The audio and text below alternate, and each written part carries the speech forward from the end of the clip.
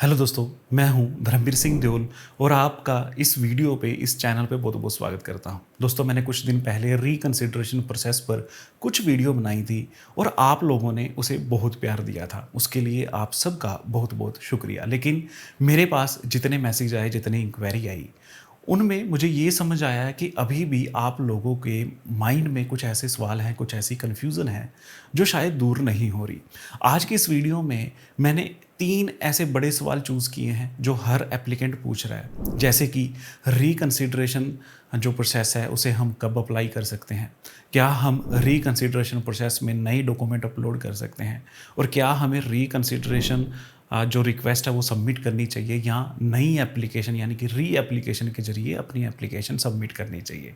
अगर आपके भी यही क्वेश्चंस हैं तो ये वीडियो आपके लिए है और इस वीडियो में मैं आपको काफ़ी डिटेल्ड इन्फॉर्मेशन देने वाला हूँ। तो उम्मीद ये करता हूँ कि आप इस वीडियो को लास्ट तक ज़रूर देखेंगे।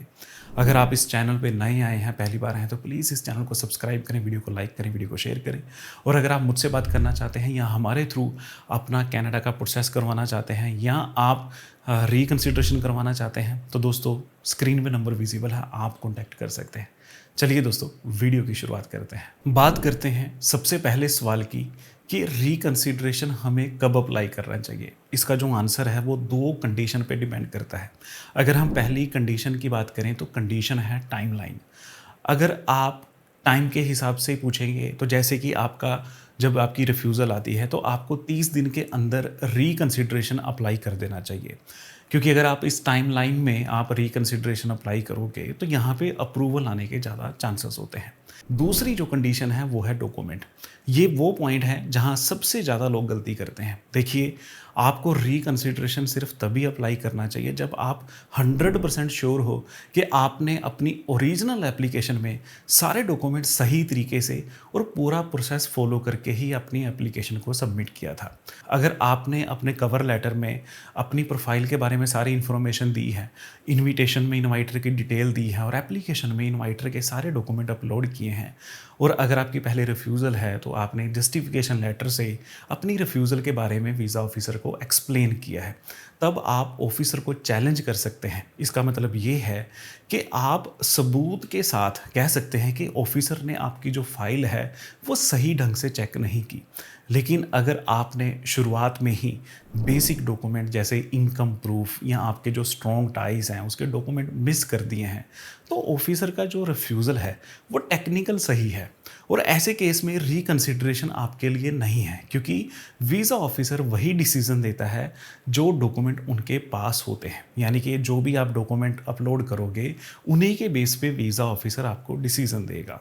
रिकंसिडरेशन के लिए आपको 100% श्योर होना पड़ता है कि आपने सही प्रोसेस फॉलो किया था।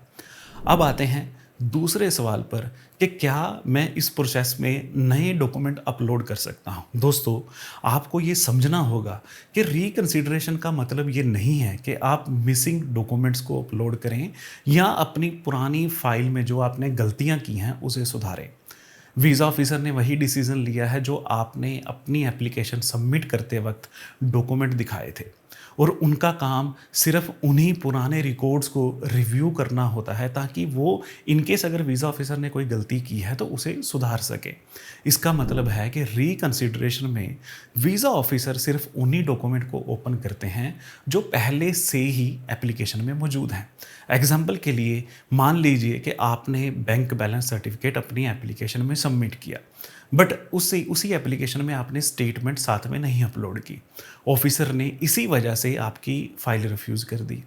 अब अगर आप रिकंसिडरेशन में स्टेटमेंट लगाते हैं तो वो इनवैलिड माना जाएगा, क्योंकि आईआरसीसी का रूल है कि अगर आप एप्लीकेशन सबमिट करते वक्त कुछ डॉक्यूमेंट भूल गए हैं तो बाद में उसे वेब फॉर्म के ज़रिए आप अपने एप्लीकेशन में अटैच कर सकते हैं।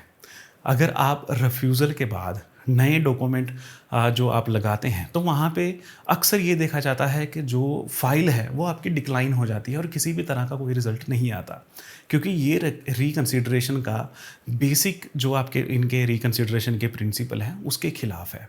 रिकंसिडरेशन लेटर में आप सिर्फ वही पॉइंट्स को और फैक्ट्स को जस्टिफाई कर सकते हैं जो पहले से ही ओरिजिनल एप्लीकेशन में मौजूद हैं और आपने जो डॉक्यूमेंट अटैच किए हैं। आपको ये दिखाना होता है कि ऑफिसर ने मौजूदा डॉक्यूमेंट्स को समझने में कोई गलती की है और आप वीज़ा ऑफिसर को बहुत ही प्रोफेशनल तरीके से आप ये कहते हैं कि सर मैंने ये स्पेसिफिक डॉक्यूमेंट जैसे कि प्रॉपर्टी वैल्यूएशन है या एम्प्लॉयमेंट के डॉक्यूमेंट हैं वो पहले ही अपनी एप्लीकेशन में अपलोड किए हैं जो शायद रिव्यू के दौरान आपसे मिस हो गए हैं। मैं आपसे गुजारिश करता हूं कि आप मेरी पुरानी एप्लीकेशन को और उस स्पेसिफिक सेक्शन को दोबारा वेरीफाई करें और फिर अपना जो फैसला है उस पर गौर करें। इससे वीज़ा ऑफिसर को पता चलता है कि आप नए बहाना नहीं ढूंढ रहे बल्कि उनके सिस्टम में जो मौजूद डॉक्यूमेंट है, जो मौजूद जानकारी है, जो मौजूद इन्फॉर्मेशन है उसी की तरफ उनका ध्यान खींच रहे हैं। तो शायद इससे आपको क्लियर हो गया होगा कि आप रिकंसिडरेशन में नए डॉक्यूमेंट नहीं अपलोड कर सकते, क्योंकि अगर आप अपलोड कर भी दोगे तो आपकी जो एप्लीकेशन है वो डिक्लाइन हो जाएगी। अब आते हैं सबसे बड़ी कन्फ्यूज़न पर कि रिकंसिडरेशन करें या न्यू एप्लीकेशन सबमिट करें। देखिए, रिकंसिडरेशन की एक लीगल बाउंड्री होती है। इसमें अप्रूवल जो रेट होता है वह न्यू एप्लीकेशन या री एप्लीकेशन के अगर आप कंपेयर करोगे तो कम होता है, पर इसका मतलब ये नहीं है कि इसमें वीज़ा नहीं आता। बहुत से लोगों के जो डिसीज़न है वो चेंज होते हैं, पर ये सेकंड चांस सबके लिए नहीं होता। आप रिकंसिडरेशन तब करें जब आपको 100% विश्वास है कि गलती वीज़ा ऑफिसर की तरफ से हुई है, आपकी तरफ से कोई गलती नहीं हुई। ये तब होता है जब आपने हर डॉक्यूमेंट सही फॉर्मेट में दिया हो और सारी जो इंस्ट्रक्शंस हैं वो फॉलो किए हों, लेकिन ऑफिसर ने शायद उसे किसी टेक्निकल ग्लिच या किसी ह्यूमन एरर की वजह से मिस कर दिया हो। मान लीजिए कि आपने 6 महीने की बैंक स्टेटमेंट लगाई थी, लेकिन ऑफिसर ने रिफ्यूज़ल में लिखा कि आपकी फाइनेंशियल हिस्ट्री नहीं है। इससे साफ साफ पता लगता है कि वीज़ा ऑफिसर ने गलती की है। तो इस प्रोसेस में आप रिकंसिडरेशन सबमिट कर सकते हैं, क्योंकि ये सबसे अच्छा और सबसे बेहतर ऑप्शन है और यहाँ पे वीज़ा ऑफिसर अपनी गलती को सुधारते हैं और रिफ्यूज़ल के बाद भी कई बार वो अप्रूवल यहाँ पे देते हैं। तो अब हम बात करते हैं कि न्यू एप्लीकेशन कब सबमिट करें। जब आपको ये रियलाइज़ हो कि कमी आपकी तरफ से है, अगर आपने फाइल सबमिट करते वक्त जो ज़रूरी डॉक्यूमेंट थे वो अपलोड ही नहीं किए या आपने पिछली जो रिफ्यूज़ल है उसका सही से जस्टिफिकेशन नहीं दिया, तो आपको फ्रेश स्टार्ट करनी चाहिए। जैसे कि अगर आपका कनाडा से कोई इनविटेशन था वो अधूरा था, उसमें इनवाइटर की डिटेल नहीं थी या जो आपका फॉर्मेट सही नहीं था, या जब आपने एप्लीकेशन को सबमिट किया तो आपने इनवाइटर के डॉक्यूमेंट अपलोड नहीं किए, तब दोस्तों आपको नई एप्लीकेशन सबमिट करनी चाहिए, क्योंकि नई एप्लीकेशन आपको प्लेटफॉर्म देती है जहां आप अपनी पिछली गलतियों को सुधार सकते हैं, नए डॉक्यूमेंट और बेहतर डॉक्यूमेंट के साथ वीज़ा ऑफिसर को कन्विंस कर सकते हैं कि जी मेरी ये प्रोफाइल थी, मेरी ये डॉक्यूमेंट थे, मैंने अब ये डॉक्यूमेंट लगाए हैं। इससे वीज़ा ऑफिसर आपकी फ़ाइल को दोबारा चेक करता है, क्योंकि उसके पास नई इन्फॉर्मेशन जाती है, नए डॉक्यूमेंट जाते हैं, तो वहाँ पे डिसीज़न चेंज होने के भी काफ़ी ज़्यादा चांस होते हैं। नई एप्लीकेशन में आपके पास मौका होता है कि आप वीज़ा ऑफिसर को अपनी प्रोफाइल के बारे में ज़्यादा से ज़्यादा बता सकें। अगर आपने एप्लीकेशन में कोई गलती की है या आपको लगता है कि आपने प्रोसेस सही ढंग से फॉलो नहीं किया, तब आपको नई एप्लीकेशन सबमिट करनी चाहिए, आपको रिकंसिडरेशन नहीं फिल करनी चाहिए। दोस्तों, अगर आप इस प्रोसेस के बारे में ज़्यादा जानना चाहते हैं तो इस चैनल पे आपको काफ़ी वीडियोस मिल जाएंगी जहाँ पे मैंने रिकंसिडरेशन प्रोसेस के बारे में बताया है। आपको ये भी समझना होगा कि टाइम के हिसाब से इस प्रोसेस में काफ़ी अपडेट आते हैं, तो अगर आप नई अपडेट चाहते हैं तो नई डेट में जो वीडियो अपलोड हुई हैं उसे आप देख सकते हैं।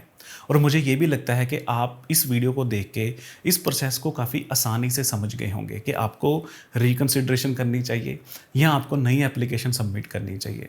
दोस्तों, अगर आप अभी भी कंफ्यूज हो या आप मुझसे अपना केस स्टडी करवाना चाहते हैं या हमारे थ्रू रिकंसिडरेशन करवाना चाहते हैं या हमारे थ्रू अपना वीज़ा का प्रोसेस करवाना चाहते हैं, स्क्रीन पे नंबर विजिबल है, आप कॉन्टैक्ट कर सकते हैं। चलिए दोस्तों, आज की इस वीडियो में इतना ही, मिलते हैं अगली वीडियो में और मैं उम्मीद करता हूँ कि आप इस चैनल को सब्सक्राइब भी ज़रूर करेंगे। धन्यवाद।